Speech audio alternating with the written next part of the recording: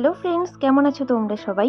আজকে চলে এলাম একটা ডল কেক ডেকোরেশনের সম্পূর্ণ ভিডিও নিয়ে। এর জন্য আমি আগে থেকেই কেকের দুটো লেয়ার তৈরি করে রেখেছি, আর এখন আমি কেক ডেকোরেশনের সব থেকে কঠিন কাজটা করছি, যেটা আমার দ্বারা কোনোদিনই ঠিকভাবে হয় না। যাই হোক, এই কেকটা ছিল 2 পাউন্ড চকলেট ফ্লেভার কেক। এবার আমি কেকের ওপর এই ডলটা বসিয়ে দিলাম। আর এই ডল কেকের ফ্রক তৈরির জন্য আমি 2 রকম স্টার নোজেল ব্যবহার করব। তোমরা চাইলে এক রকমের স্টার নোজেল দিয়েও পুরো কেক ডেকোরেশনটা করতে পারো। আর সম্পূর্ণ কেক ডেকোরেশনের জন্য আমার টোটাল 1 কেজি হুইপ ক্রিম লেগেছে, আর আমি এখানে গুডরিচের হোয়াইট গোল্ড হুইপ ক্রিম ব্যবহার করেছি। তোমরা চাইলে স্টার, টোপোলাইট, ডিলাইট এগুলি ক্রিম দিয়েও কেক ডেকোরেশন করতে পারো। আর কয়েকদিন পর থেকেই শুরু হচ্ছে নেক্সট বেকিং ক্লাস। তোমরা যারা যারা আমাকে বলেছিলে আর যারা যারা ভাবছো কেক বানানো শিখবে, তারা আমার সাথে যোগাযোগ করতে পারো। এছাড়া তোমরা আমার ভিডিওগুলি কন্টিনিউ ফলো করো, তাহলেও তোমরা অনেকটাই শিখতে পারবে।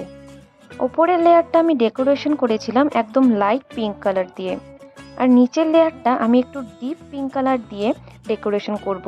এতে করে কেকটা দেখতে আরও বেশি সুন্দর লাগে। আর আমি এখানে ইউজ করেছি বেক হেভেনের পিঙ্ক জেল কালার।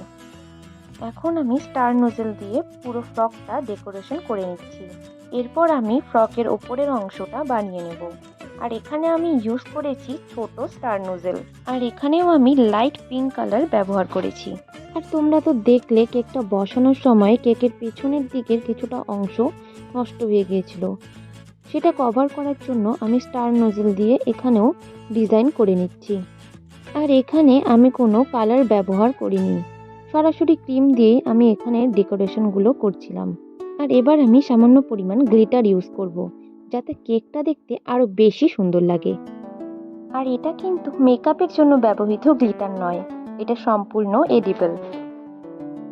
যাই হোক, এরকম আরও অনেক সুন্দর সুন্দর কেক ডেকোরেশনের ভিডিও পাওয়ার জন্য পেজটিকে অবশ্যই ফলো করে রাখুন, এবং ইউটিউব থেকে দেখলে অবশ্যই চ্যানেলটিকে সাবস্ক্রাইব করে রাখুন। দেখা হচ্ছে পরের ভিডিওতে। Bye bye.